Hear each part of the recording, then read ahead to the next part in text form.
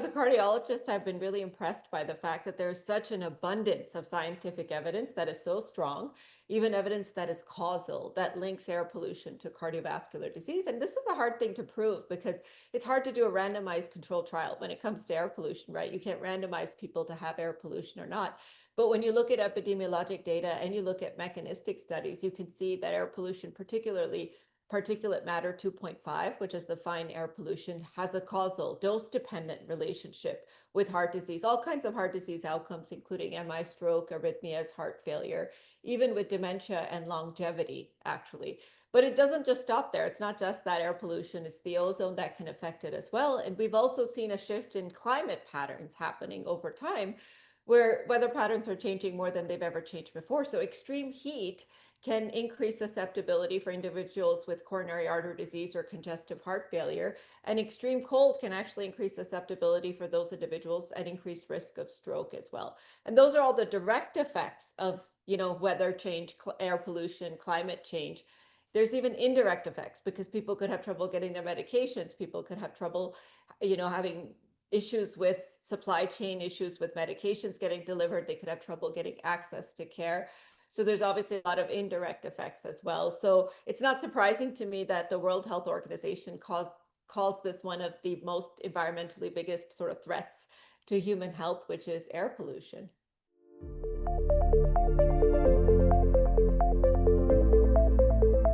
Well, when you think about what's happening, especially with air pollution, you're inhaling those fine little particles into the alveoli in your lungs. There, they actually essentially go through gas exchange and get into your bloodstream directly.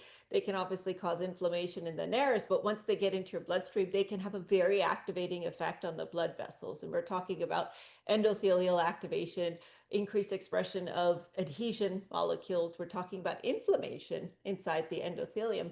But it doesn't just stop there. We can actually talk about plaque instability because it can cause more plaques to rupture. We can even talk about the effects on the autonomic nervous system, because when those little air pollution particles are swimming around inside your bloodstream, they're turning on your autonomic nervous system to raise your blood pressure, to raise your heart rate, and again, to have many of those sympathomimetic responses, which can activate renin and angiotensin and aldosterone, which we know has been linked to a whole host of problems. So it's really quite a significant impact on your endothelium in many different ways, and that results in sort of downstream effects on your risk for cardiovascular death, major adverse cardiovascular events, even conditions like dementia.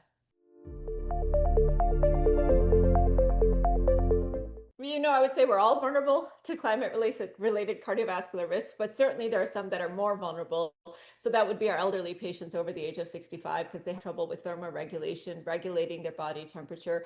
Anyone with pre-existing medical conditions. So if you already have a predisposition for coronary artery disease, atherosclerosis, heart failure, hypertension, diabetes, metabolic syndrome, all of those put a target sign on you because your inflammation's already kind of amped up, and then you're getting exposed to that air pollution. Certainly racial minorities and people who live in sort of socioeconomically disadvantaged areas, because it ends up being a medical island. They don't have the same kind of access to care. They don't have the same kind of health literacy either.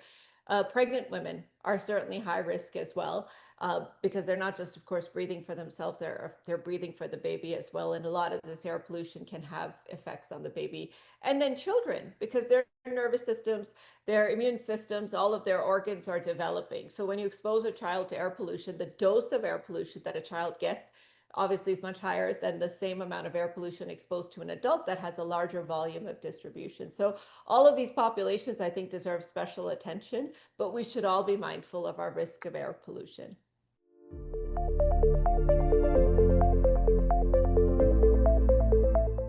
This is where I think clinicians fall short.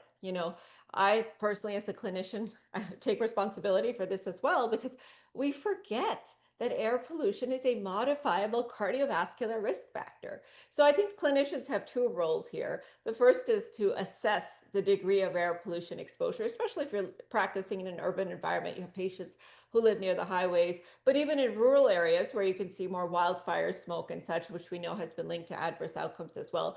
But the first is to assess, and the second is to educate. So you have to figure out how much air pollution they're being exposed to, and then teach them, because we forget that air pollution is a modifiable risk factor, teach them that they can actually control how much air pollution they're exposed to by looking at metrics like the air quality index, looking at the time of day, looking at whether there's a wildfire outside. That's not a day to go outside, especially for somebody who has heart disease or lung disease or other comorbidities. So I think clinicians need to make that part of every history and physical, where they're asking and then they're actually counseling and advising patients what to do to modify their risk.